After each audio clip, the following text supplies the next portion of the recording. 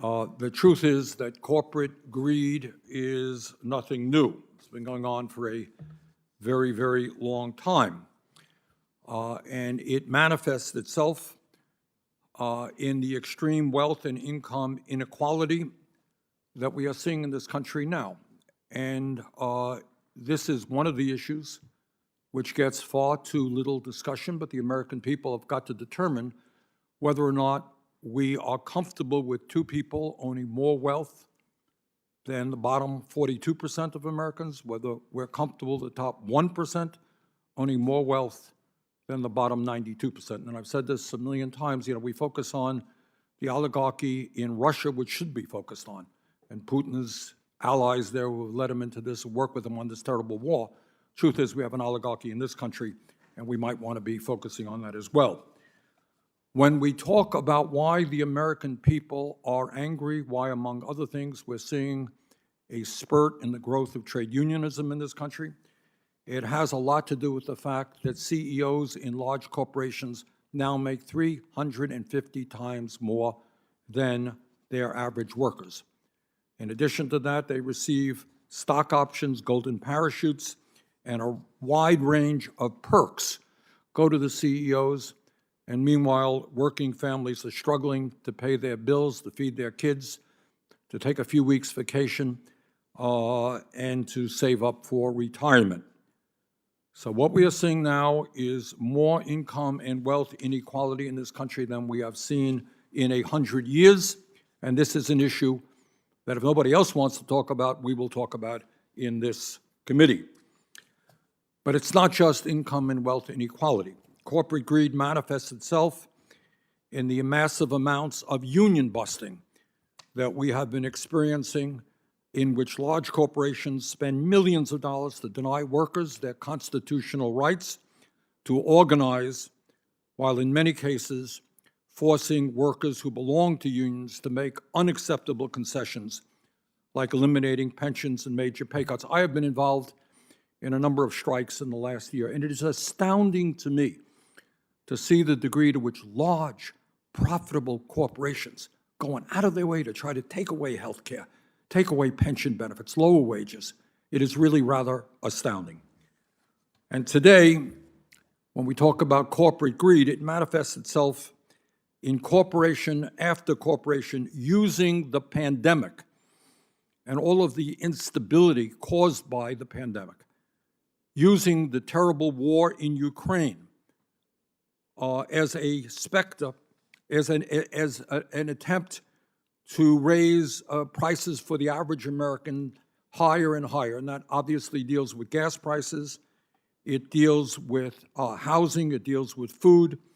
And what we are seeing is during this pandemic, and this is an issue we have to deal with, and we're going to deal with it today. Is it appropriate that during this pandemic, during the war in Ukraine, during all of this instability, that this be a moment in which large corporations continue to enjoy huge profits? And I think the American people, based on the polling that I have seen, have had enough. They are outraged at the unprecedented level of corporate greed that is taking place all around them. And today, while the average worker is making $40 a week less in real wages than he or she made nearly 50 years ago, corporate profit margins are at a 70-year high, and CEOs have seen huge increases in their compensation package.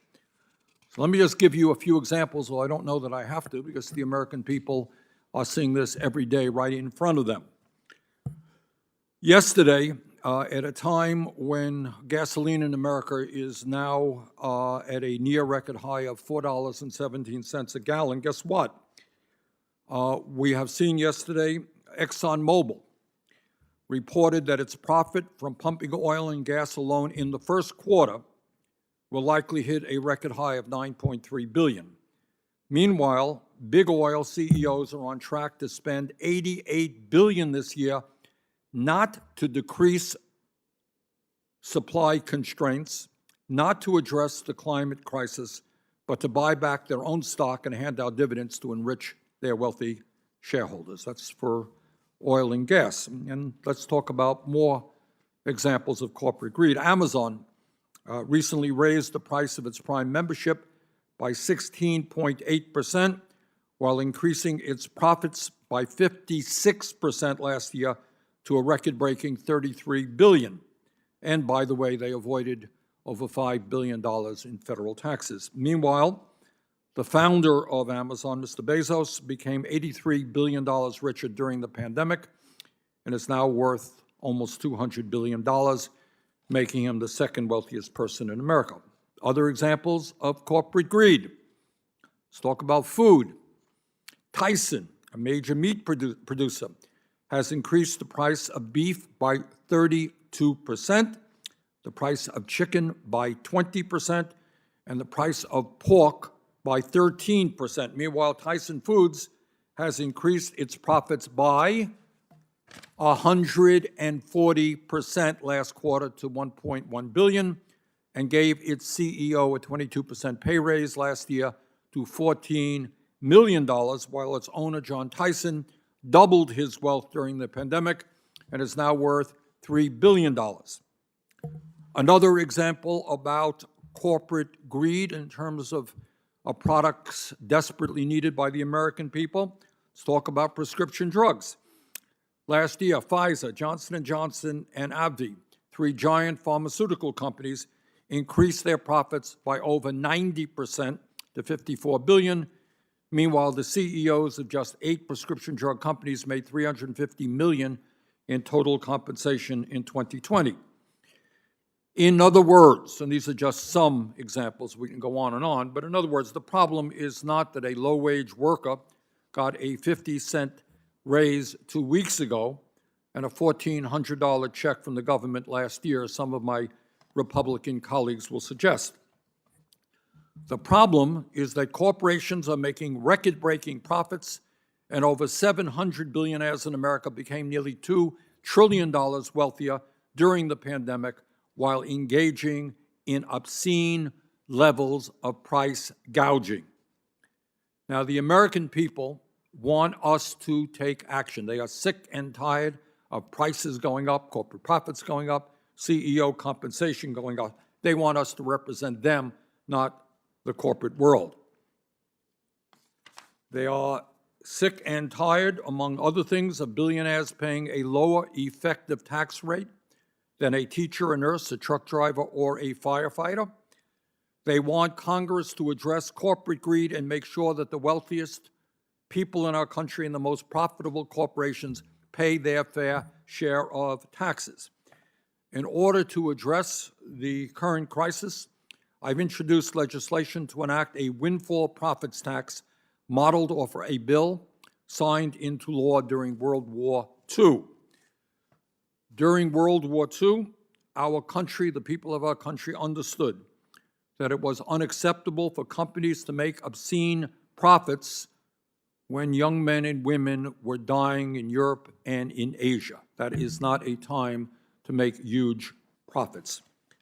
Now, I'm not here to suggest that this moment is equivalent to the 1940s and World War II, but I will tell you that during this terrible pandemic, which has caused so much pain and so much economic instability, during Putin's murderous invasion of Ukraine, it is at this moment not acceptable to me for corporate America to make huge profits by ripping off Americans at the gas station, at the grocery store, or any other sector of our economy. And let's be clear, and when we talk about corporate greed, we're also talking about the enormous concentration of ownership that exists in America today, and the lack of competition which has allowed companies to drive prices higher and higher. So it's not just the reality of income and wealth inequality, corporate profits. It is an economy in which a handful of giant corporations control sector after sector after sector and can control the pricing that goes on. In terms of agriculture, just 4 firms in America control 85% of the corn seed market, 82% of the beef packing market, 76% of the soybean seed market, 66% of the pork processing market, and 54% of the poultry processing market. All right, that's agriculture, that's food. In terms of transportation, Four large companies control 67% of our airlines and 83% of our railways, while just three companies control 80% of cargo shipping. In terms of healthcare, over the past 20 years, there's been approximately 1,600 hospital mergers, while 90% of metropolitan hospital markets are considered highly concentrated. And maybe most important, and we had a hearing on this, and we're going to come back to this issue over and over again. In terms of our entire economy, and I want everybody to hear this, we should all understand that just three Wall Street firms, one, two, three, BlackRock, State Street, and Vanguard, control $22 trillion in assets, which is roughly the equivalent of the entire gross domestic product of the United States of America. Three companies. And when you have that kind of power, you are impacting hundreds and hundreds of corporations where you are a major stockholder and the lives of millions and millions of workers. If we are serious about combating inflation and lowering prices, we must aggressively use the antitrust laws that are on the books and introduce new ones as necessary to break up behemoth corporations and increase competition. Now, is corporate greed the only reason for inflation? The answer is obviously not. The severe supply chain crisis and the microchip shortage are also contributing to higher consumer prices. But let me remind my colleagues that over the last 30 years, as a result of our disastrous, unfettered free trade policies, corporate America has shut down many thousands of factories and shipped millions of good-paying American jobs to low-wage countries. Maybe, just maybe, if we did not make it so easy for corporations in America to move abroad, our supply chain crisis and microchip shortage would not be as serious as it is today. Bottom line, we need an economy that works for all Americans, not just a handful of people on top.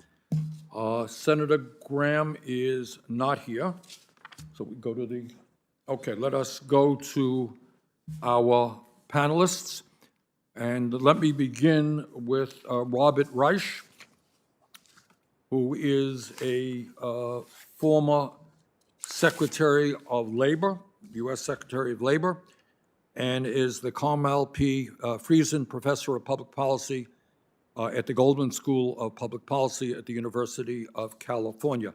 Professor Reich, are you there? Yes, I'm right here. Senator, I hope you can see me. Loud and clear. I can see you. Okay, good. Mr. Chairman, members of the committee, I'm going to submit my formal testimony for the record, and will simply summarize. The Commerce Department reported last Wednesday that corporate profits are at a 70-year high, which raises an obvious question about inflation. When corporations are so flush with cash, why are they raising prices? Not because of the increased costs of supplies and components or of workers who are beginning to get raises because they're in demand. Yes, there are increased costs, but in a competitive economy, corporations enjoying record profits would absorb these costs. They'd keep their prices down to prevent competitors from grabbing away customers. But instead, they are passing these costs on to consumers in the form of higher prices. Why? Because they can. They can because they do not face meaningful competition. Since the 1980s, 2/3 of all American industries have become more concentrated. This concentration gives corporations the power to raise prices without risking the possibility of losing customers who have no other choice. Now, Mr. Chairman, you went through a number of examples. Many people see it every day. Starbucks is raising its prices to consumers, blaming the rising costs on supplies, on increasing supply costs. But Starbucks just reported a 31% increase in yearly profits. Procter & Gamble is charging more for consumer staples, also citing rising costs. But Procter & Gamble has reported a whopping 24.7% profit margin. It even spent $3 billion during the fourth quarter, buying back its own shares of stock. Meat prices are soaring because the four giant meat processing corporations that dominate the industry are using their market power to extract bigger and bigger profit margins for themselves. And this is according to a report from the White House National Economic Council. Although major oil companies have faced increasing costs for crude oil, they posted near record profits last year. So they are passing those costs on to consumers in the form of higher prices at the pump and for heating oil, and they're keeping record profits. And now they're using Putin's invasion of Ukraine as an excuse to raise prices even further. The New York Times 2 weeks ago pointed out that corporate executives have spent recent earnings calls with Wall Street analysts bragging about their newfound power to raise prices, often predicting that it's going to last. Now, what are large corporations doing with their near record profits? They are buying back their own shares of stock in order to deliver higher returns to their shareholders. Stock buybacks hit a new record last year. This year is on track to exceed it. The oil giants alone are planning to buy back at least $22 billion of their own stock. So here we have corporations with record profits, not seen in 70 years. They are raising their prices. This means consumers are paying more. Wages are rising, but almost all of the increase in wages is being wiped out by price increases. And corporations are using their profits to buy back their shares of stock. All of this, what is all of this? Connect these dots. This amounts to an upward transfer of income and wealth from consumers and workers, many of whom live from paycheck to paycheck, to shareholders, half of whom are in the richest 1% of the population, and more than 80% of whom are in the richest 10%. Now, what to do about this? The Fed is battling inflation the old-fashioned way, by raising interest rates to slow the economy. But here's the point. Higher interest rates are not going to stop corporations from using their pricing power. Higher interest rates are just going to slow the economy and potentially cause millions of lower wage workers to lose their jobs and forfeit long overdue real wage increases. There is a far better way to battle this corporate-induced inflation that would not hurt average working Americans. It's for Congress and the administration to apply tougher antitrust enforcement and enact a windfall profits tax and price controls. Inflation is intimately connected to record corporate profits and widening inequality. Average working people in America are being shafted. They need and deserve action. Thank you. Professor Reich, thanks very much. Let's now go to Senator Graham, and then we'll go back to the other two witnesses. If you want to do the witnesses first, I'm okay with that, Mr. Chair. All right, very good. Then let's go to Dr. Lindsay Owens. Dr. Owens is the Executive Director of the Groundwork Collaborative and an award-winning sociologist and policy researcher. Dr. Owens, thanks for being with us. Chairman Sanders, Ranking Member Graham, members of the committee, thank you for inviting me to testify today. My name is Lindsay Owens, and I'm the Executive Director of the Groundwork Collaborative, a think tank working to produce broadly shared prosperity and abundance for all. My testimony today will focus on 3 key points. First, corporate profiteering and price gouging are accelerating price increases and squeezing in consumers and small businesses, while corporate executives and shareholders cash in. Second, Wall Street's presence in every corner of our economy is putting us at risk for a profit price spiral. In contrast, the share of economic output going to labor is declining, inconsistent with a wage price spiral.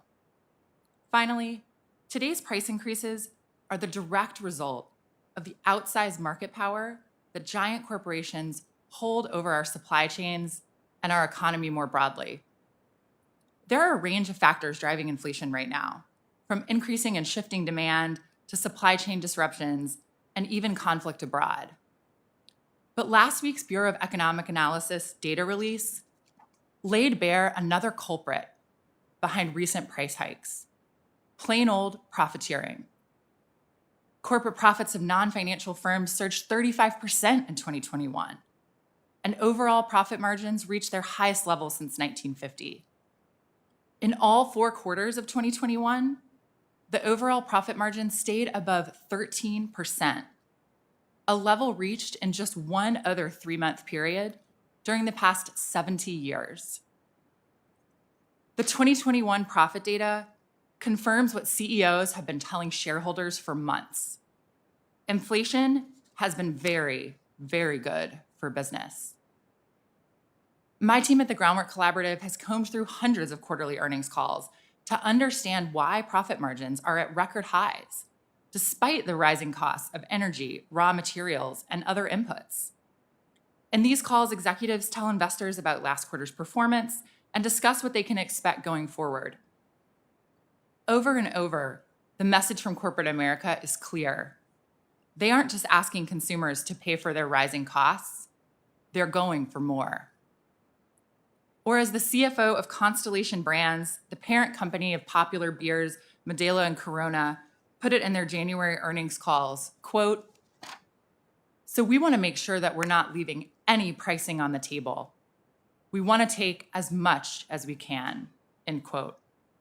Giant corporations are able to get away with this kind of aggressive and extractive pricing precisely because of the current inflationary environment. As the CEO of Hostess said on an earnings call last month, quote, "When all prices go up, it helps," end quote.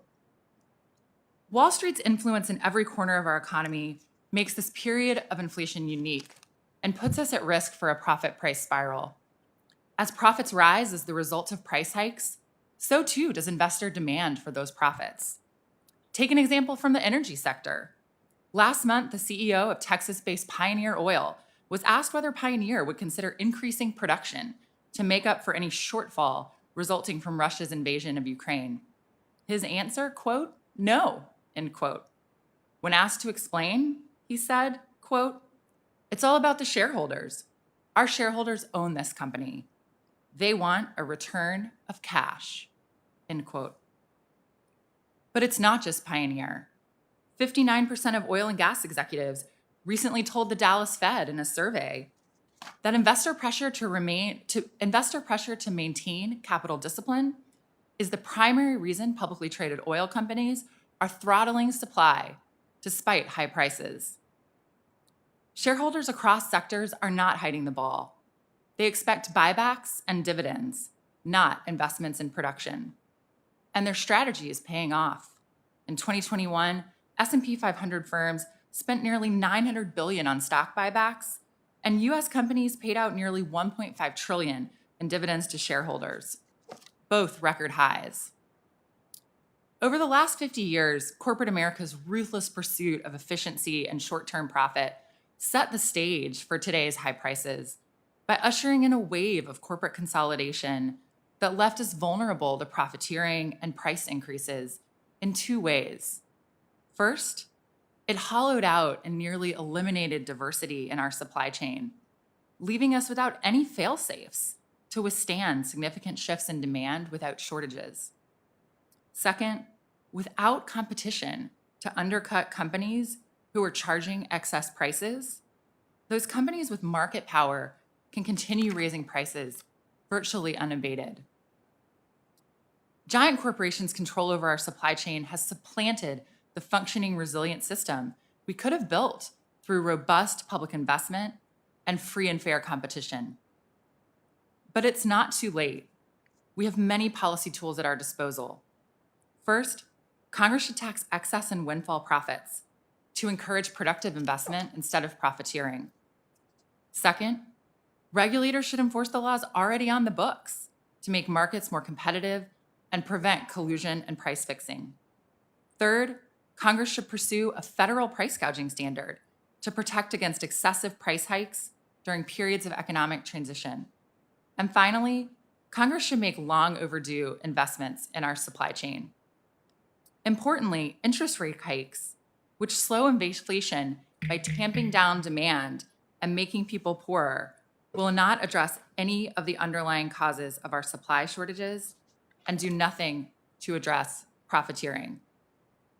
Thank you for inviting me to testify today, and I look forward to your questions. Well, thank you very much. Our third witness is Dr. Michael Falk-Kenda, the Dean's Professor of Finance at the University of Maryland Smith School of Business. Dr. Falk-Kenda served as the Treasury Assistant Secretary for Economic Policy during the Trump administration. Dr. Falk-Kenda. Chairman Sanders, Ranking Member Graham, senators on the committee. Thank you for the opportunity to speak with you today on the impact of inflation on the American people and its root causes. I had the honor of serving as Assistant Secretary for Economic Policy at the Department of Treasury in the previous administration. In that role, I worked with senators on both sides of the political aisle and the Small Business Administration to quickly implement the Paycheck Protection Program and ensure that the economic devastation that might have resulted from the pandemic was not realized. The excessive inflation currently harming America's families is primarily the result of unnecessary fiscal stimulus passed by Congress and implemented by this administration, bolstered by excessively accommodative monetary policy by the Federal Reserve. At the onset of the pandemic, prices declined. When the economy reopened, prices started rising with inflation from June 2020 to February 2021, averaging 32 basis points per month. The $1.9 trillion American Rescue Plan was signed into law in March of 2021. Since then, monthly inflation has doubled to 64 basis points per month, resulting in a 7.9% annual inflation rate. Due to a fundamentally strong economy prior to the pandemic, Americans had aggregate balances in their checking and savings accounts of just under $11 trillion. Following ARPA's disbursements, that amount had risen to over $14.2 trillion, nearly a 30% increase. The entirely predictable result was inflation, running the highest we have seen in 40 years. Even former Clinton Treasury Secretary Larry Summers characterized enactment of such policy as, quote, the least responsible macroeconomic policies we've had in the last 40 years, end quote. Last week, researchers at the San Francisco Federal Reserve published findings that stated, quote, fiscal support measures designed to counteract the severity of the pandemic's economic effect may have contributed to this divergence by raising inflation about 3 percentage points by the end of 2021, end quote. Some are instead blaming the recent inflation on corporate greed and the exercise of market power. There are many problems with this conclusion. From January 2010 through January 2020, the 12-month average inflation rate averaged 1.8%. Over the last 12 months, inflation has been 7.9%, more than quadrupling recent increases. Were corporations not greedy in the 2010s? What changed in March 2021 such that corporations suddenly became greedy? As someone who has researched corporate financial decision-making for the last 20 years, I'm not aware of any finding that corporations only recently desired profits. It is true that corporate profits have risen during the recovery. Just as corporate profits fell at the beginning of the pandemic, where there was extra supply relative to suddenly diminished demand, corporate profits will rise when demand significantly outstrips supply. This outcome is caused by a shortage caused by policies that have inflated demand while discouraging supply. It also appears to be the case that PPP expenses in 2020 that were forgiven in 2021 helps explain the vast majority of the increase in corporate profits. To curb the 40-year high rate of inflation the American people are enduring, Congress must reverse course. Continuation of irresponsible fiscal policy would only accelerate the Federal Reserve's already aggressive plans to hike interest rates. Instead, we need to encourage more domestic supply by reducing the regulatory burdens on companies, cease the constant threats of higher taxation, remove barriers to work, and declare an end to pandemic restrictions. Following those policies prior to the pandemic, our nation saw low inflation, a 50-year low in the unemployment rate, historic gains in household income, reductions in income inequality, and record low poverty rates across all races. The chairman's proposal would have devastatingly counterproductive effects. The proposal would apply a 95% tax rate on any profits realized by large companies above their pre-pandemic 5-year average profit level adjusted for inflation. Any company that created new products, successfully entered new markets, or shifted their offerings in response to changes in consumer preferences following the pandemic would be punished. Companies whose product prices rose with inflation, but who merely served more of their fellow Americans, would have their increased results deemed excess profits and taxed at 95%. If enacted, this proposal would nearly eliminate domestic economic growth. Today's punishment becomes tomorrow's extremely strong disincentive. Profits from successful innovation that better serve the needs of fellow citizens would be forcibly taken by government, but losses from failed innovation would be borne by the businesses. Why would American companies innovate, respond to changes in the economy, supplement supply when there are shortages, or engage in research and development under those kinds of conditions? I urge the Senate to reject such destructive proposals. I look forward to participating in today's conversation. Thank you. Thank you very much. Senator Graham? Well, thank you, Mr. Chairman. I'm sorry I voted. There's another vote on, so. Is there one? Yeah, so you might, we'll figure out how you want to do this. So anyway, very well done, sir. I agree with everything you said. I want to remind the committee and the American people that basically before the pandemic hit, we had a 50-year low unemployment rate. We had, among African American, Hispanic Americans, and Americans with disability, hit their lowest levels on record. American workers saw their paycheck rise at the fastest pace in years, and they're rising faster for low earners. The official poverty rate in 2019 at an all-time low. We cut taxes in 2017 through the reconciliation process. We reduced the corporate rate to make it competitive. Before the tax reduction from 35% to 21%, America had the fourth largest corporate tax rate in the world. What you saw from 2017 to 2019 was economic growth that touched every sector of the economy, and the making our corporate tax rate competitive is important, in my view, because we live in a global economy. And people can go where capital is most well received. And if you want to create jobs in America, the American corporate tax rate has to be competitive with the rest of the world. Now, we find ourselves here talking about how to fix inflation and who to blame. And all I can say to my Democratic colleagues, you have an insatiable desire to take money from the private sector, build the government bigger, and I assume you do this because you think that's the best way to help people. My view is that the best way to help people is have a competitive tax code, take money from the American people to run the government in a professional manner, not overly expand the role of government, but do whatever you do, do it well, and that we have to be competitive. If you've ever been in the private sector, tax policy really does relate to who you hire and how many people you can hire. So the idea of a windfall profit tax in the middle of this would be a disaster. We're trying to get our economy back on its feet after dealing with COVID throughout the world. And what I would say is that the best cause for inflation lies in the policy choices of this administration more than any single thing. So that's kind of inventory where we're at.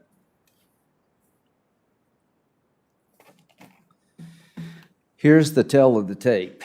If you're buying a used car, it's up 41.2% since the administration took over, 38% increase in gas prices, 12.7% increase in airfare.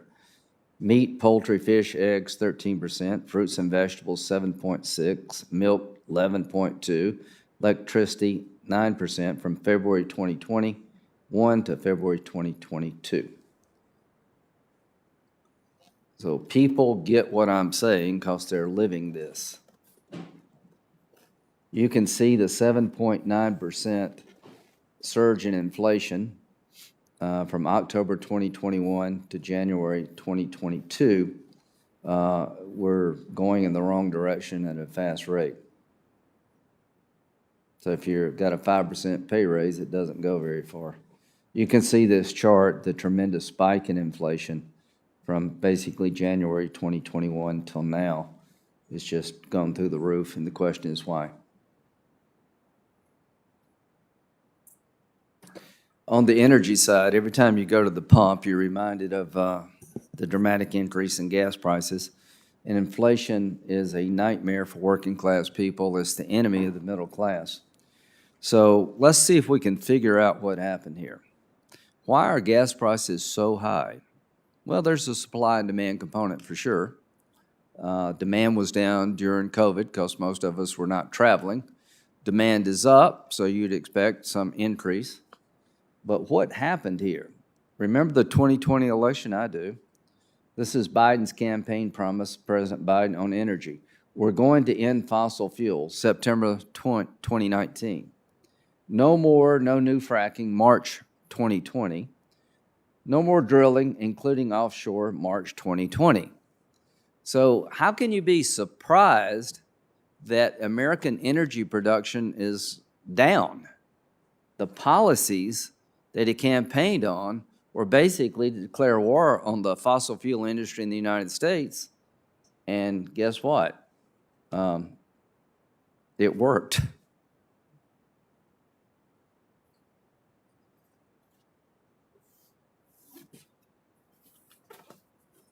Top 5 Biden actions that impede energy production: revoke the Keystone Pipeline, which would have had a supply coming out of Canada; pause new oil and gas leases on federal lands and waters; halted drilling in Alaska's Arctic National Wildlife Refuge; stifle new energy infrastructure projects in the name of climate change; includes a $45 billion in new taxes on domestic energy production. Now, when you look at all this, if you're surprised that gas prices are up, you shouldn't be. So what is driving all this? I think what's your name, sir? Okay. I think you and Larry Summers agree that this is not from profiteering. This is from policy. So what I want the committee to understand is that we have a vastly different view in this committee of how to fix this problem and the role of government and tax policy.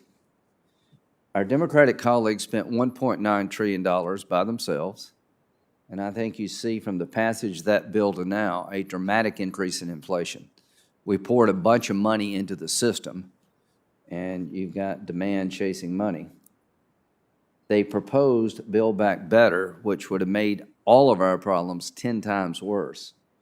So the people telling you how to fix this inflation problem were trying to sell you a bill on top of the $1.9 trillion, the American Rescue Plan, called Build Back Better.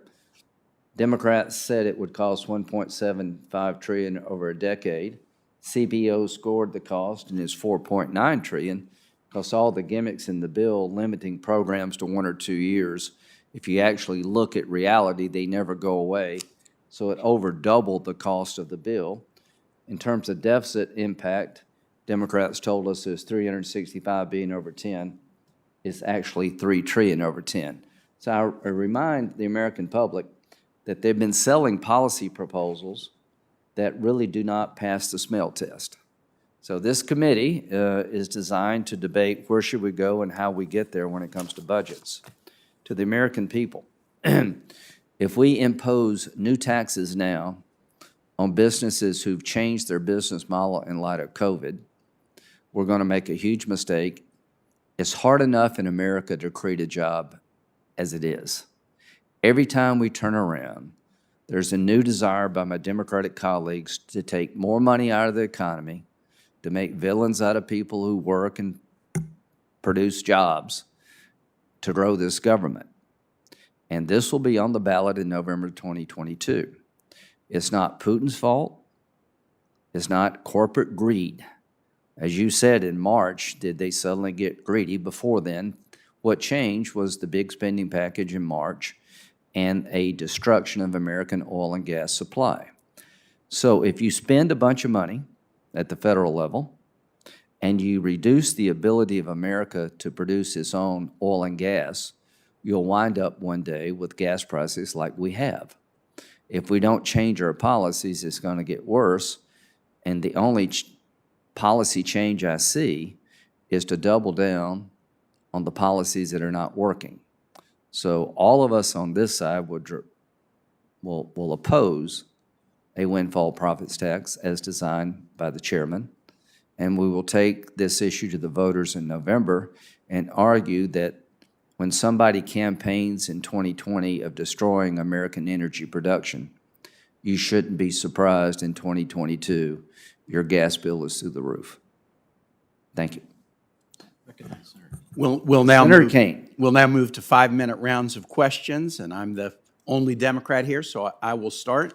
I feel lonely in this body. I feel like there's 100 people here, and most people in the Senate only have broad brushes in their paint kit. So inflation is Biden's fault. Well, I'll take you to lunch. Oh, You're lonely. I like you. You're a nice fellow. Inflation is Biden's fault, or inflation is because of corporate greed? You know, I think most Americans understand that, and you acknowledge this, Dr. Owens, in your written testimony, there's a lot of different causes for this. Inflation is Biden's fault when nations all around the world are experiencing it. Inflation is because of American corporate greed when nations all around the world are experiencing it. I do think we made a big mistake. I want to focus on some labor market issues. I think we made a significant mistake in the tax bill in 2017. I voted against it, and in particular, here was a mistake, the corporate tax rate. Did we need to reduce it to make the corporate tax rate competitive? I think we did. And my Virginia companies were coming to me and saying, reduce the rate to 26 or 27%. Were they greedy to ask for that? I don't know whether they were or not. I think they were trying to be competitive. But Congress was stupid to take it to 21.5. My companies were asking for 26 or 27, and Congress, in my view, stupidly took it to 21.5.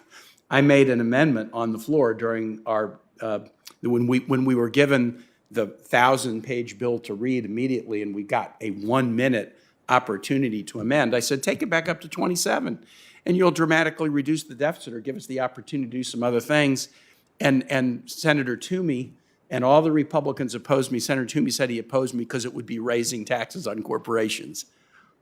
I felt like I was in Alice in Wonderland. No, it would have been reducing taxes dramatically to what they were asking us to do, but sadly we went further. I think one of the reasons for inflation, and there are many reasons, but one of the reasons for inflation right now is tight labor market. We still have a lot of people out of the labor market. It would be good if we could get people back in the labor market. I believe we could get a lot of people back in the labor market if childcare was more affordable.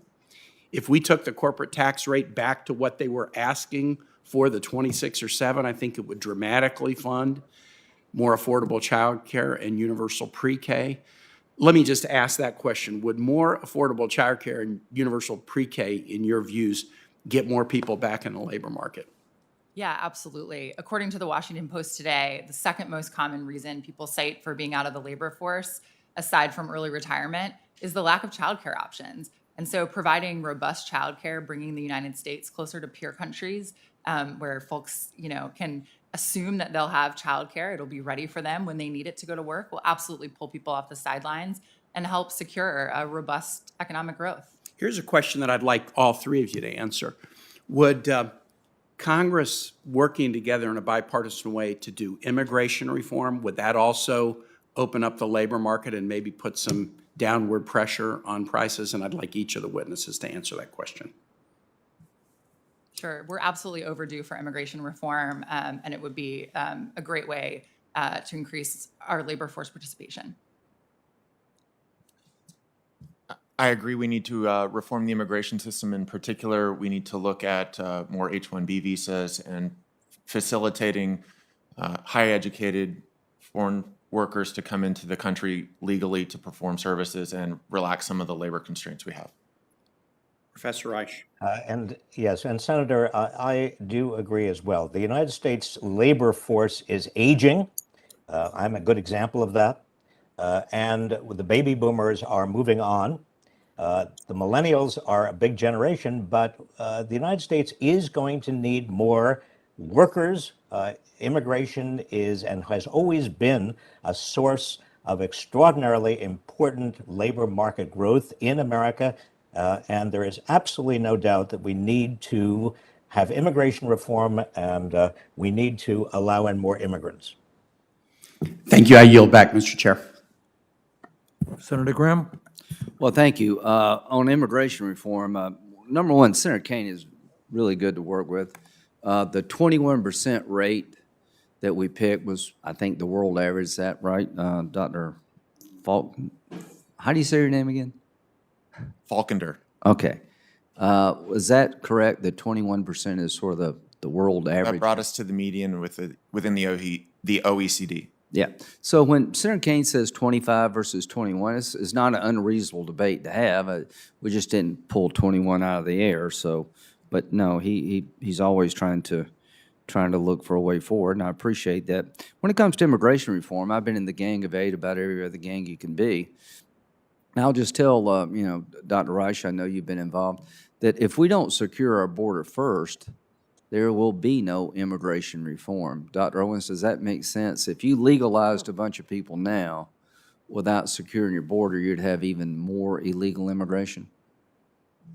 I think Dr. Reich was referring to the fact that our aging population means that to get robust labor market growth over the future, we're going to need some population growth, and immigration reform is one way to take that on. Yeah, I'm just, Dr. Reich, you there? Yes, I am, and that's exactly what I said, and that's exactly what I mean. Okay, but we do have to secure the border as part of immigration reform. Is that correct? Yes, and we have had in this country a very strong and robust debate about what securing the border actually means, just as we've had a robust debate about a lot of things. I think the central issue that we are debating today is whether we have a corporate-centered economics or whether we have a people-centered economics in terms of inflation and making sure that wages rise in a real way. And as somebody who's been involved in labor policy for the last 50 years, I can tell you that from the World War II until the late 1970s, we had a growing middle class, we had lower inequality, we had more opportunities for people in this country, and starting in 1980, we actually had a U-turn. And most Americans have not had much of a wage, if at all, but corporate profits continue to grow to the point where last week we learned that corporate profits are at a 70-year high.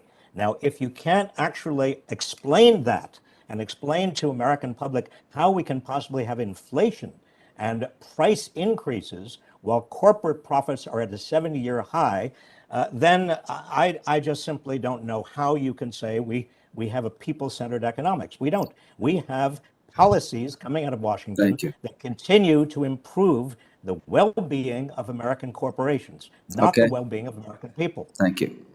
So I totally disagree with what you just said. Before COVID, we had the fastest growing economy in all sectors of America. African American, Hispanic families were doing better than ever done. The American disability community was doing better than it's ever done. The poverty rate was lower, and our economy was in good shape, and along comes COVID. So all I'm saying is we are here to talk about inflation, and Senator Kane mentioned immigration. Count me in for supplementing a declining workforce. Count me out for an immigration bill that doesn't secure the border first. So yes, we need a rational immigration system to supplement a declining workforce. It's not just H-1B visa workers. We need people in the service industry. When you can't find an American to do a job after you advertise at a competitive wage rate, you need to give business a chance to bring people into our country to improve their lives and improve our economy. Count me in for that. But we're here to talk about how to deal with inflation. And the Democratic response is to tax people. The Democratic response is it's business's fault. It's Putin's fault.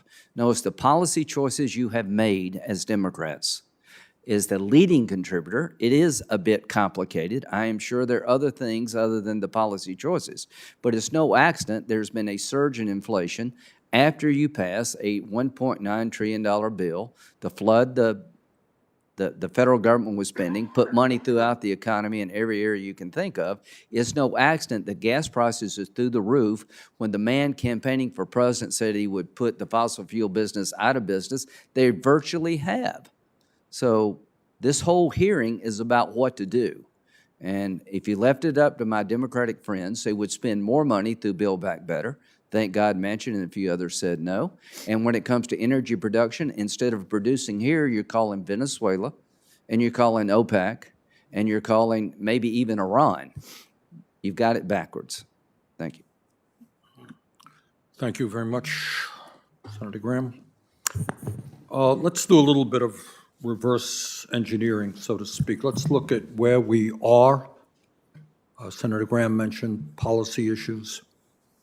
Let's take a look at where we are and how we got here. Right now, we have more income and wealth inequality than we've had, I think, in 100 years. We have CEOs making 350 times what their average workers make.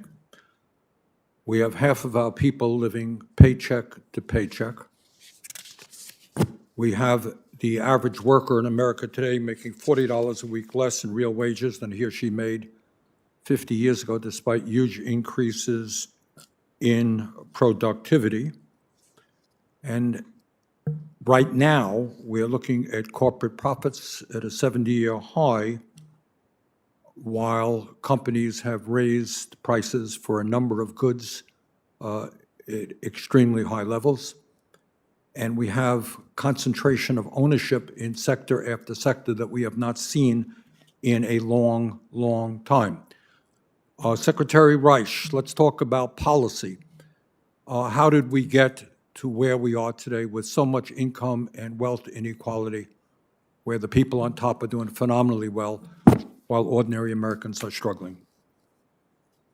Mr. Chairman, to my mind, there are three interrelated reasons. One is that corporate power keeps growing.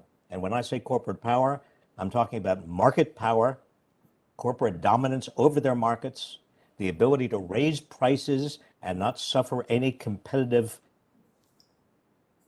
loss.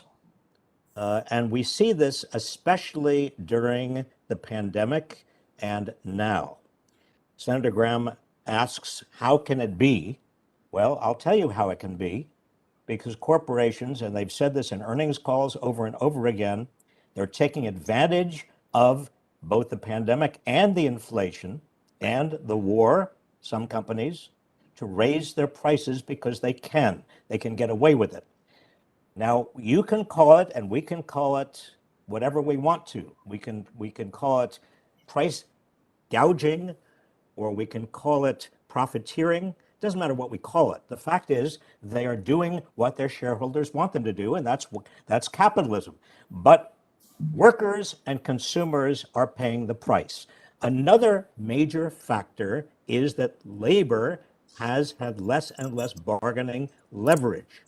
Labor unions, when I was growing up, a third of the private sector workforce was unionized. Now, 6% of the private sector workforce is unionized, which means that if you have companies that are getting more and more dominant on the one hand, and workers who are losing their bargaining power on the other, it's no surprise that you're going to see widening inequality. Let me interrupt you if I exactly could, because I want to get to, thank you. Let me get to Dr. Owens to respond to that.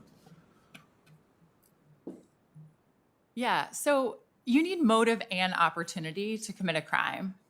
I don't think that corporate greed has changed significantly from the pre-pandemic period to the post-pandemic period. So I really agree with my Republican colleagues on that point.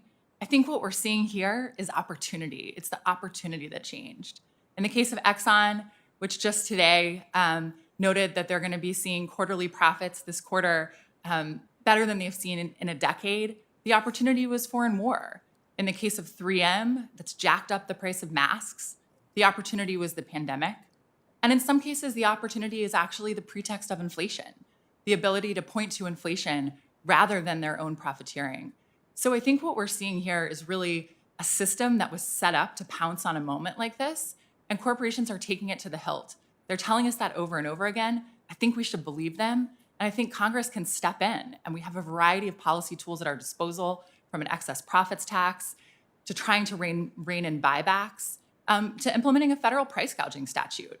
I think we're overdue for a federal price gouging statute to protect against exactly this kind of profiteering. during crisis moments, economic transition, climate catastrophe, and the like. Let me ask Dr. Falconer, how do you feel when two people own more wealth than the bottom 42%, when CEOs make 350 times more than their average employee? Is that a good thing? I view profit as a reward that people realize from serving their fellow Americans. And so if they amass profits because they have offered a better product at a lower cost than somebody else, I don't begrudge them for providing that good or service to me or to my fellow Americans. Okay, thank you. Senator Grassley. Thank you, Mr. Chairman. I have no questions. I want to speak.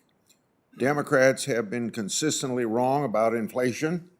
This hearing is yet more evidence that they remain clueless about the economies of inflation and are in denial about the role played by their reckless spending.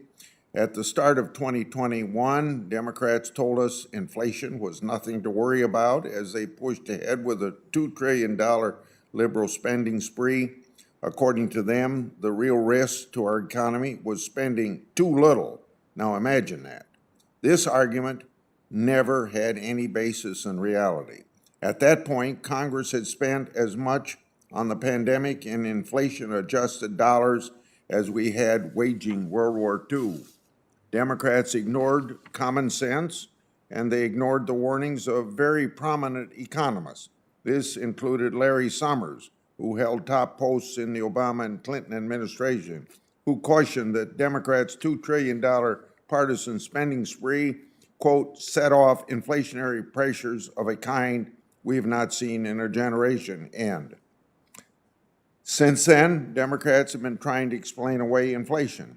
In April 2021, President Biden told us inflation was due to base effects from prices being suppressed during the pandemic. In June, we were told inflation was merely transitory and the result of bottleneck in supply chains. These remained the favored lines of arguments until October, when inflation surged to 6.2%. At that time, the highest rate in 31 years. President Biden finally recognized inflation as a problem and claimed to address it with his quote-unquote top priority. However, instead of admitting government spending was a main contributor, would you believe it? He sought to argue that the solution was spending trillions more. Now, can you imagine that? Thankfully, the American people weren't buying it. More importantly, common sense Democrats like Joe Manchin didn't buy it either. It's now clear high inflation endangers Democrats' reckless tax and spending agenda. As a result, Democrats are grasping at straws to find a scapegoat, hence blaming inflation on corporate greed. Never mind that economists across the political spectrum overwhelmingly reject the theory. 79% of the economists responding to a Chicago Booth School of Business survey said they disagreed that quote-unquote dominant corporation is the cause of today's inflation. Jason Furman, President Obama's chief economist, has stated that, quote, corporate greed is a bad theory of inflation, end of quote, and called such arguments, quote-unquote, a sideshow.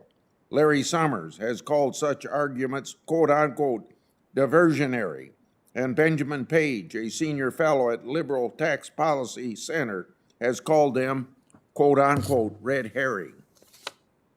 The current Democratic rhetoric would be amusing if not for the disastrous consequences that could result from misdiagnosing the cause of inflation. The current focus on so-called corporate greed risks taking us down the failed road of the 1970s-style price controls and windfall profit tax. Anyone who lived through that time can tell you that these policies made things worse than by reducing supply. The result was rampant shortages, most notably gas lines around the block. Let's not repeat the mistakes of the past. I yield back my time. Thank you very much. Senator Whitehouse. Thank you very much. Secretary Rice, you've said that corporate profits are at a 70-year high. My recollection from my economics classes is that competition would drive prices to at or near the marginal cost of production. That does not seem to be happening. And there are two markets in which it seems particularly not to be happening. One is the oil market, and the other is the meat market. Are there characteristics of the oil market that create this problem or allow it to exist? And same for the meat market. Is there something unusual about those two markets that seemingly causes this market theory not to pertain in those markets? Well, Senator, you have both in the oil market and in the meat market a relatively few number of producers who can easily coordinate their production. It's called oligopolistic pricing and oligopolistic coordination. And we see it not just in oil and in meat. I want to emphasize that since the 1980s, 2/3 of all American industries have become more concentrated. And you look across the industries, particularly where you see the greatest inflation, and you see the fewest number of competitors dominating the industries because they can raise prices even though they are highly profitable. That is a core problem today. If you will allow me, I just want to, because I have been in much of this discussion, struck by the criticism of the American Rescue Plan and the very important actions that the Senate and the House took to help average Americans. I think that would be wrong simply to sit back and not say that one of the great successes going through this pandemic was that so many Americans did not fall into poverty as we have seen in former recessions. The fact that they did not fall into poverty, that they actually survived, is a great credit to the Senate and the House for passing the American Rescue Plan. And again, if you take the view that this economy is about people, it's not about corporations, then you have to congratulate what the government did to help people through this pandemic. What would you say is the role of the international oil cartel and speculation in driving the recent surge in oil prices? The international oil cartel and speculation typifies the kind of oligopoly, that is, the relatively few number of players who coordinate prices and production, that we see. And again, it exemplifies the problems of oligopoly. That is, when you have producers who are able to coordinate prices and production, inevitably they are going to do what their shareholders want them to do, and that is to maximize profits. And then they're going to turn around and they are going to do again what their shareholders want them to do, which is to buy back their shares of stock to raise and maintain the highest possible share prices. That is probably good for their shareholders. But what is good for shareholders, we see time and again, is not necessarily good for the economy or good for consumers or good for workers.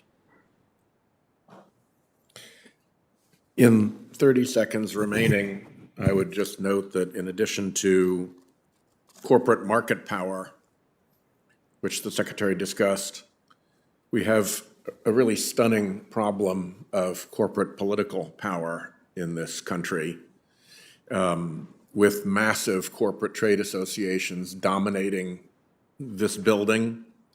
The oil and gas industry, through basically blunt force political power, has forced us to ignore climate change now for a decade. I think we will rue the day that we let the oil and gas industry have that kind of control over what we do here in Congress. And with that, I'll yield. Senator Scott. Thank you, Chairman Sanders. The Federal Reserve Bank of San Francisco recently released a report stating that massive government spending is to blame for the raging inflation crisis hurting families across America right now. My Democrat colleagues disagree and want to approve trillions in additional spending.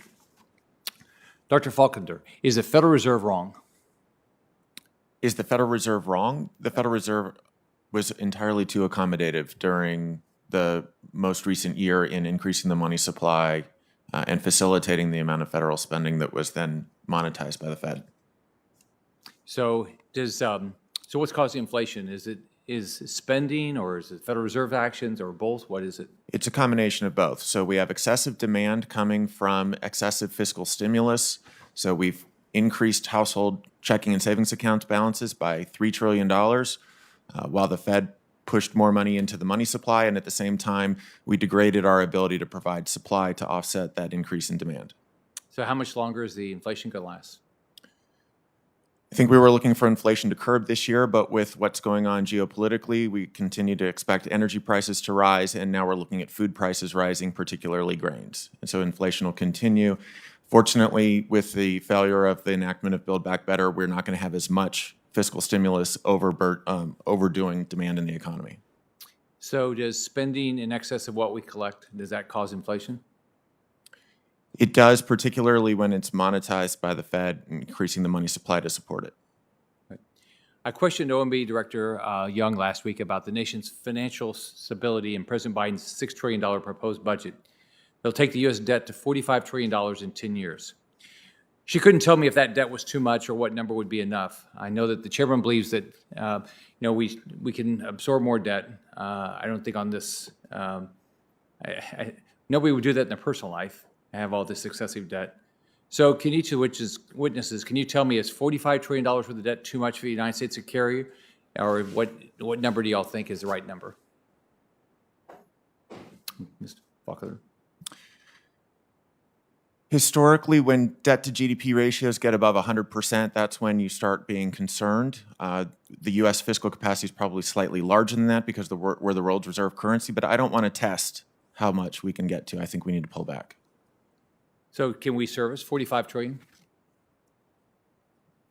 Given the expected increase in interest rates, it's going to become an excessive burden for the federal budget.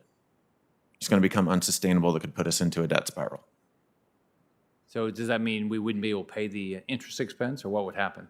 We would have to print additional money to pay the interest expense, which is just going to increase interest rates even further and increase inflation.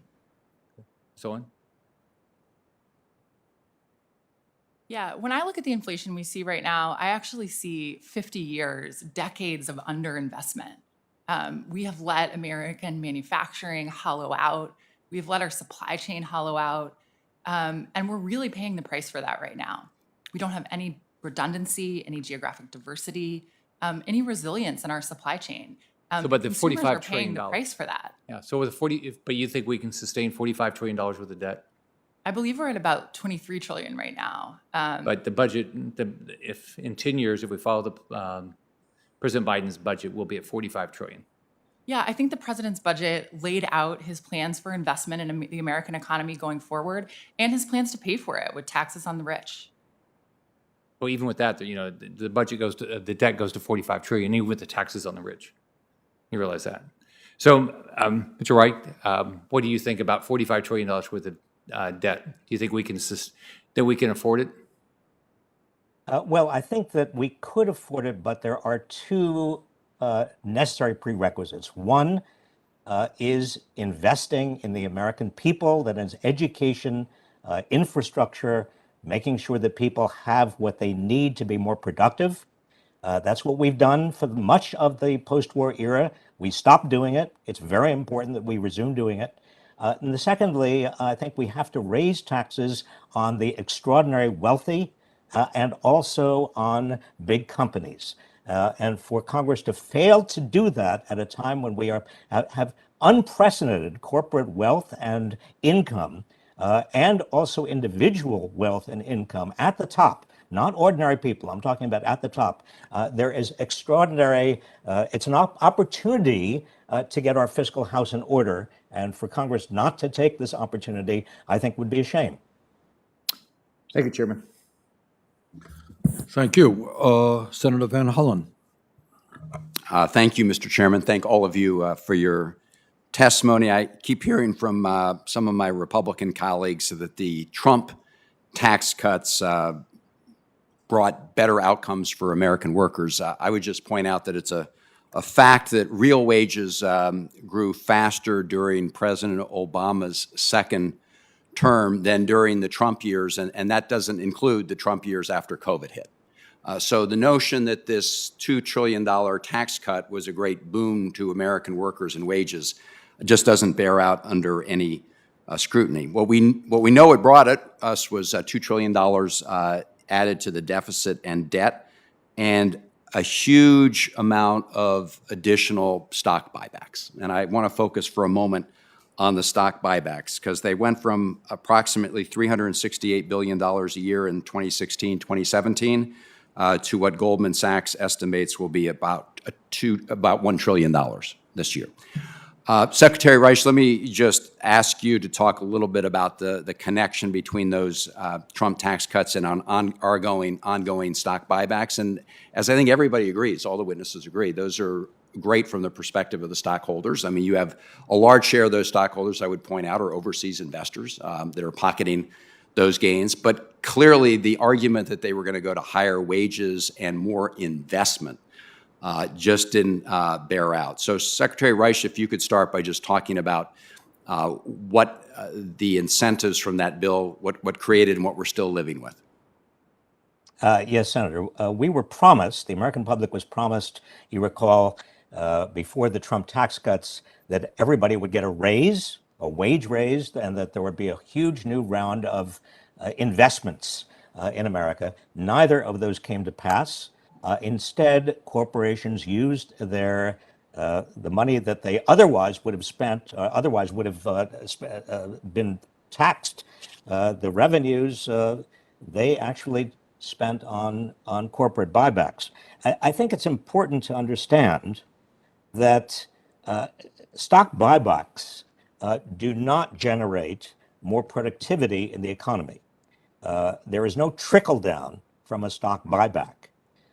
When corporations use their record profits, as they're doing right now, to buy back their own shares of stock, what they're doing is delivering higher returns to their shareholders, because buybacks reduce a company's shares outstanding, pushing its profit per share figure higher. They hit a new record last year. They're on the way to hitting an even larger record this year. It helps the share price, but it amounts to a redistribution from workers and consumers to shareholders. Because in an inflationary environment, as we are in right now, when highly profitable companies are using their profits to buy back shares, and they are raising their prices at the same time, what happens is consumers pay more. Workers, even if they've got a raise, are losing those raises because they're losing them to inflation. And shareholders do better. But as we all know, most shareholders, half of this stock market is owned by the top 1% of Americans by income, and 84% is owned by the top 10% of Americans by income. This is how you get the redistribution upward. Dr. Owens, one of the proposals that was in the House passed Build Back Better agenda was a modest excise tax on stock buybacks. I don't know if you're familiar with the proposal and what your view of that is. Yeah, I mean, I think the other thing buybacks are good for, aside from shareholders, and I completely agree with the Secretary that buybacks do nothing for innovation, nothing for productive investment. But you should remember they're also really good for executives. Executives are frequently compensated in stock. They announce a round of buybacks, share prices go up. And guess what we see in the research? In the days following one of those buyback announcements, executives are more likely to cash in that stock. So I think if we want CEOs incentives, shareholders incentives, corporate incentives aligned with what we care about in the real economy, building worker power, building an economy that works for all of us, taking on buybacks is a critical piece of that. The House passed proposal could do that. President Biden put out a proposal in his budget that's nice as well. I think there are a lot of options here. Thank you. I guess my time's out. We have, okay. Well, we have a professor from the great Smith School at University of Maryland. Good to see you. So I did want to press you on one issue, which is the House Build Back Better legislation. And people can have disagreements, obviously, over the elements, but it is paid for. You would agree with that? I would not, as Senator Graham pointed out in his opening statement. Once you recognize that these temporary measures are going to be made permanent, CBO estimates that it will add $3 trillion to the debt. Right. But if you look at what CBO does is the actual the law, right? Budget projection. It is paid for.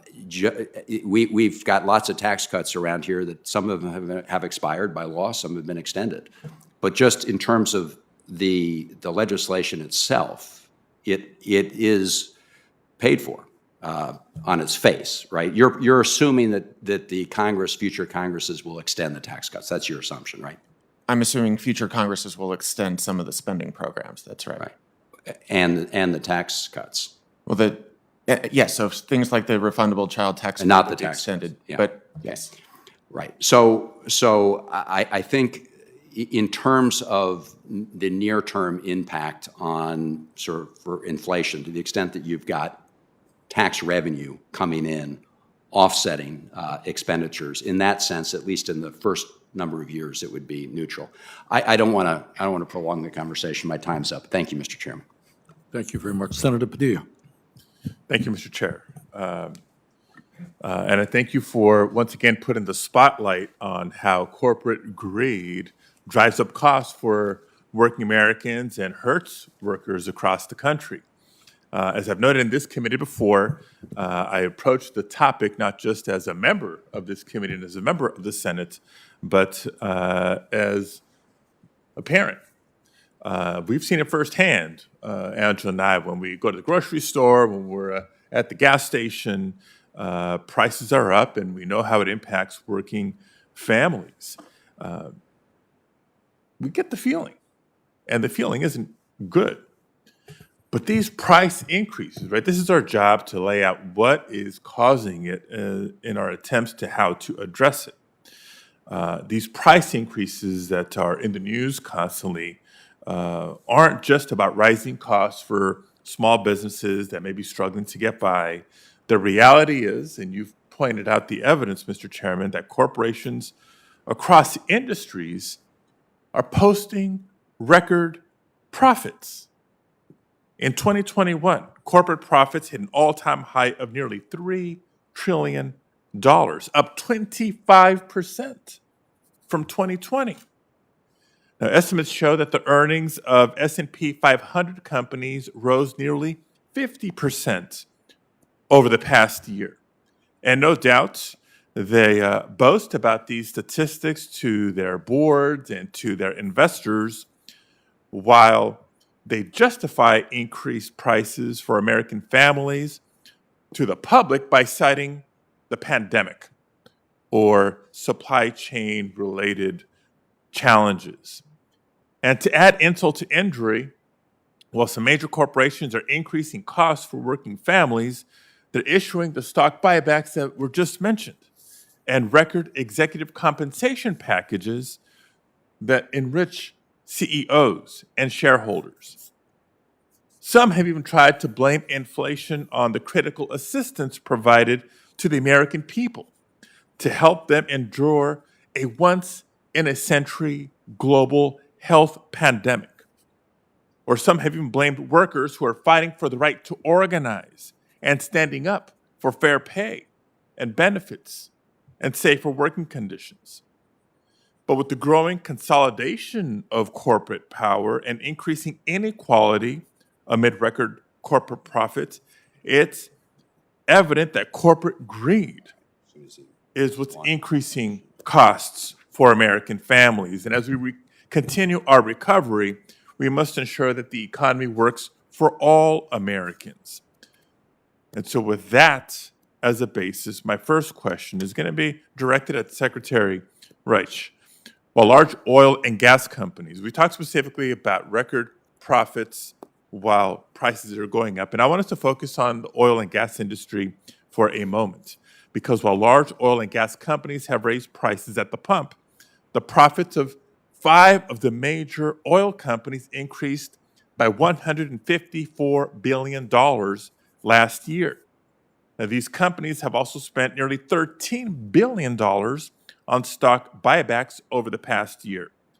As working families are paying the price amid these higher gas prices, it's outrageous that oil companies continue to reap billions in profits and use those profits to further enrich their executives and shareholders. That's why I'm a proud co-sponsor of the Big Oil Windfall Profits Tax Act, which would establish a per-barrel tax to capture the windfall profits of the largest oil companies and return that money to consumers in the form of a quarterly rebate.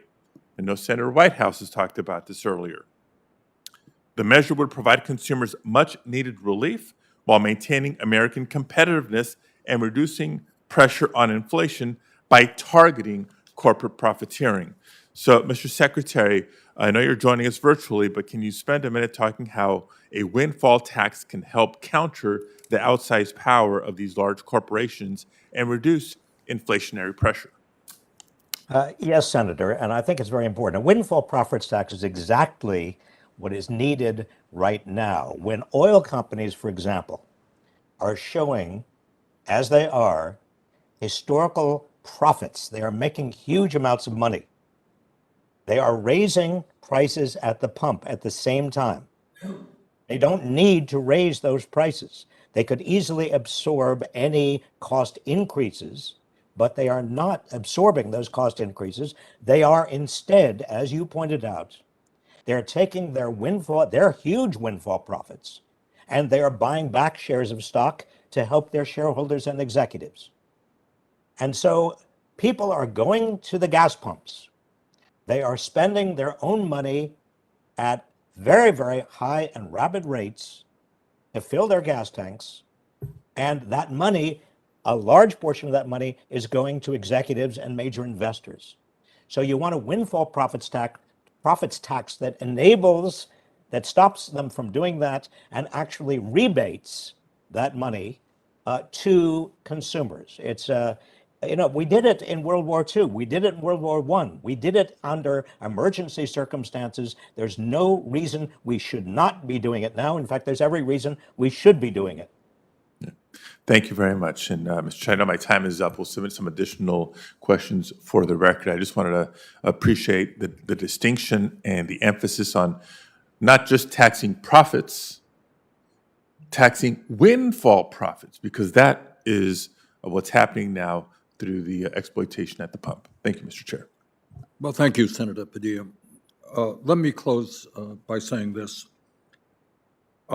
This hearing has focused on inflation taking place at the same time as we're seeing record-breaking profits. We're seeing record-breaking levels of stock buybacks. We're seeing high dividends. We are seeing and living through a moment in American history where the people on top are doing phenomenally well while working people are struggling. Now, this hearing actually has been criticized. I got a letter this morning from the Chamber of Commerce who strongly criticized the basis, the hypothesis underlying this hearing. But when we talk about corporate power in America, it's important to understand that the Chamber of Commerce itself has spent $1.4 billion in lobbying in the last 20 years. During this hearing, we referred to the fact that pharmaceutical industry profits are soaring. And yet at a time when we want to lower the cost of prescription drugs, turns out that the pharmaceutical industry, to defeat that initiative within Build Back Better, spent some $300 million on lobbying alone not to mention advertising and campaign contributions.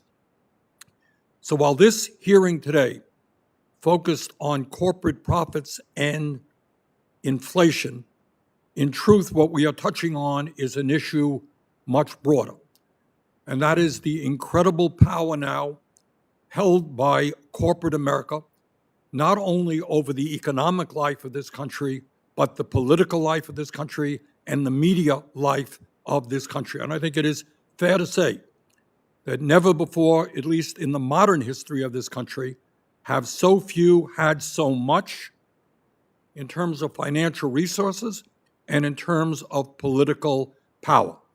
And the challenge that we are facing right now is whether we are going to live in a government, live with a government that works for all of us or is dominated by big money interests and works for the very few.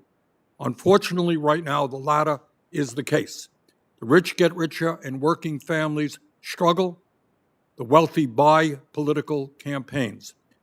So I would hope that this hearing today is simply a start in focusing on this massive disparity, not only in wealth, but in economic and political power as well. And with that, let me thank our panelists for being with us and the senators who participated.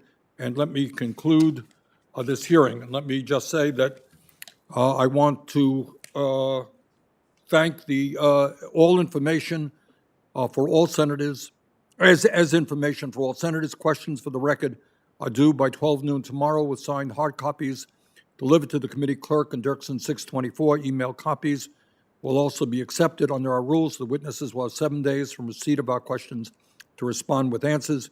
With no further business before the committee, this hearing is adjourned.